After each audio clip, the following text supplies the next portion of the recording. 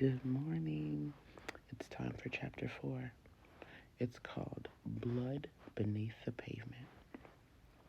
Here we go. The air in East Point Heights carried a subtle chill, the kind that sneaks in when something sinister lingers just out of sight. Niara and Enrique walked side by side through the dimly lit streets, their steps measured, their eyes sharp. The city they had fought to tame now felt like a predator stalking its prey. The moon hung low, casting silvery shadows on the cobblestones as Niara pulled her coat tighter around her. Enrique, however, seemed unaffected by the cold, his powerful frame cutting through the night with ease. His presence beside her was grounding, even when the tension between them threatened to pull them apart. "Do you trust me?" Enrique asked suddenly, his deep voice breaking the silence. Niara glanced at him, her expression unreadable. "Always, but that doesn't mean I won't ask questions when things don't add up." His lips twitched into the shadow of a smile. "Fair?" They stopped in front of a small, nondescript building. Enrique pushed the door open, gesturing for her to enter. Inside, the space was dimly lit, filled with the smell of old wood and a hint of smoke. Excuse me, I'm sorry.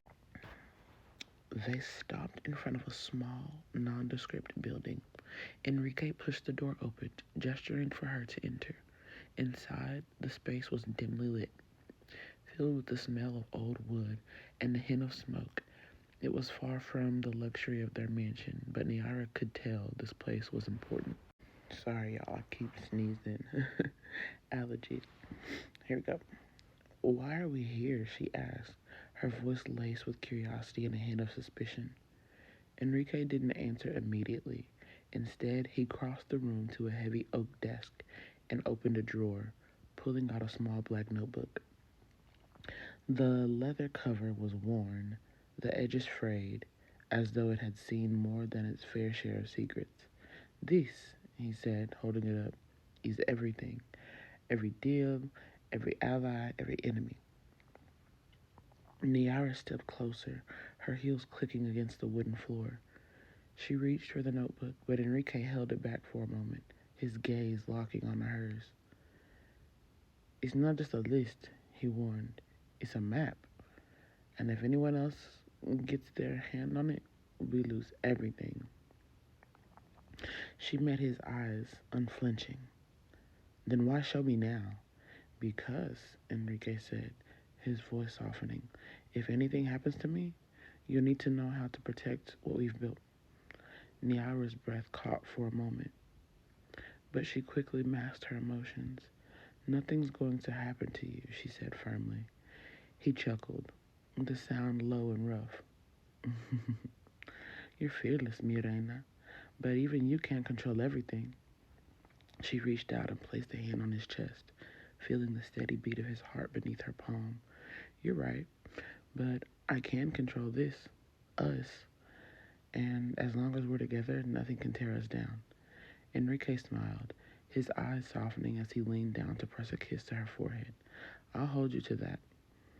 The moment was brief but powerful. They both knew the stakes had never been higher, but they also knew that their bond was unbreakable. As they left the building, Enrique's hand found its way to the small of Niara's back. The streets of East Point Heights seemed darker now, the shadows deeper. Niara could feel the weight of the black notebook in her bag, a constant reminder of the danger that lurked around every corner. "We'll find out who's behind this," Enrique said, his voice resolute. "And when we do, they'll regret ever crossing us." Niara nodded, her eyes burning with determination. "They'll learn soon enough. You don't mess with the queen and her king." And that's the end of chapter 4.